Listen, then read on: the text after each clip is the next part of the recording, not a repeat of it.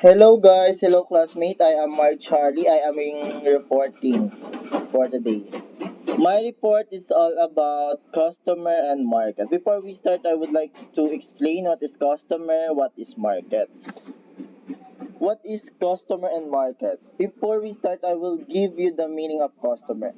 Customer, it means someone who buys something from the seller, vendors, or supply in exchange for a money or something else of value.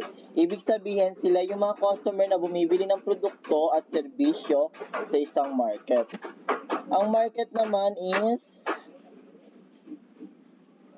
market is meant by the which of exchange of goods and services take place as a result of buyer and seller being a contact with one another, either directly or through mediating agent of institution.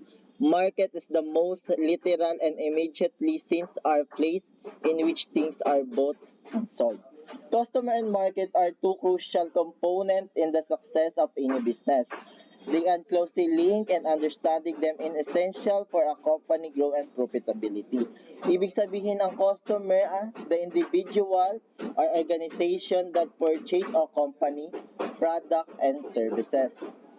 Market is environment in which company operate include the demand for the offspring competition and industry trend. I-analyze ko sa iyo what is the customer behavior. Customer behavior, preference, and needs as well as understanding the competitive landscape and market dynamic help of businesses make informed decision and development effective strategy. Bali, ang mangyayari is ang customer need to we treat our customer with sincere service and warm smile. We take a part of creating exceptional customer experience. We plan, decide, act quickly, we set challenging goals and execute well. Ibig sabihin, taking a service customer day order, dealing with customer feedback with a positive attitude. Regular sanitation leading in hand to the different store area whenever it's needed. Ibig sabihin, what is customer marketing and why is it important?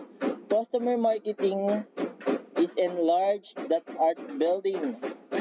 Customer loyal enthusiasm in the hope that those elements will ultimately translate of new business. Ibig sabihin, ang customer market, dito magsisimula ang panibagong business. Dito na yung papasok yung customer market. Ibig sabihin, identity context on the practice, they term new take of multiple meaning, new business called means existing customer buying a new product or services are you development them.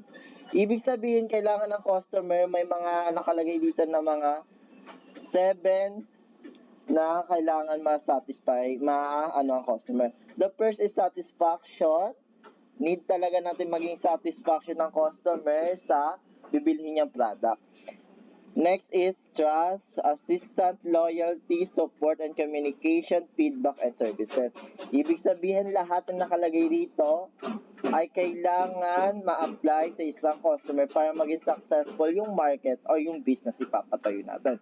Ibig sabihin, customer-centric marketing user personalization to deliver product, message, and content to the customer that provide them with answer they need. This apply not only to marketing but also to entire organization. Ibig sabihin, kapag isa kang papasok sa isang business, need natin i-focus yung customer. Need natin bigyan ng good and services yung customer para masatisfaction ang customer dun sa product na ibibigay namin. For example, ako, I am working Jollibee Santo Cristo as a service ko. Me as a counter or assembler, need ko i-apply sa kanila na maging satisfaction sila sa product o kakainin nilang produkto. Para pabalik-balik sila, dito lalabas yung loyalty ng isang customer. Kung papasok sila dun sa isang communication, need natin talaga ng good communication sa isang customer, and dito nagkakaroon ang feedback. Ang feedback, kapag hindi naging satisfaction ng customer doon sa product na yon, doon magkakaroon na complaint. Ang ibig sabihin ng complaint ay yun yung unsatisfaction product of customer. The next is type of consumer market. There are 4 type of consumer market. The first is food and beverage, second and retail, third and consumer goods, fourth is transportation. The first is food and beverage. The food and beverage segment ang consumer market is expansive and include every vendor that sell food and beverage directly to consumer. They include, pumapasok dito yung grocery, store, dealers, restaurant, cafes, fast food restaurant, cafeteria and pubs, and catering, and in-core store.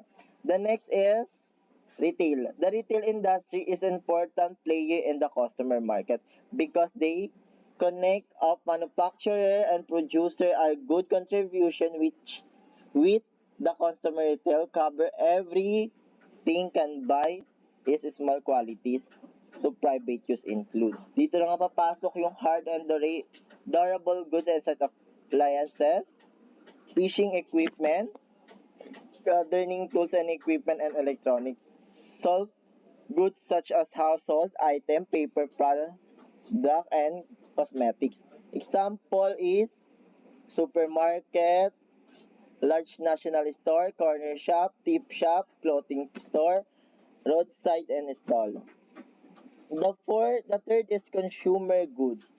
Consumer goods market cover from convenience goods and soft goods, especially tea goods, shopping goods. Convenience goods include things like milk, sugar, flours, other staple. Shopping goods require more planning before making the buying decision because they are more expensive and have longer lifespan. Example include furniture and refrigerators. Specialty goods are luxury items such as jewelry, while unsold goods are things like life insurance which are not widely frequently purchased.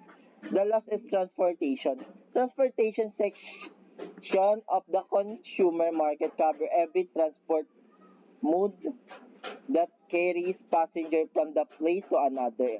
It includes the regular city cab and public bus and commuter train, ferries and local international airlines. The consumer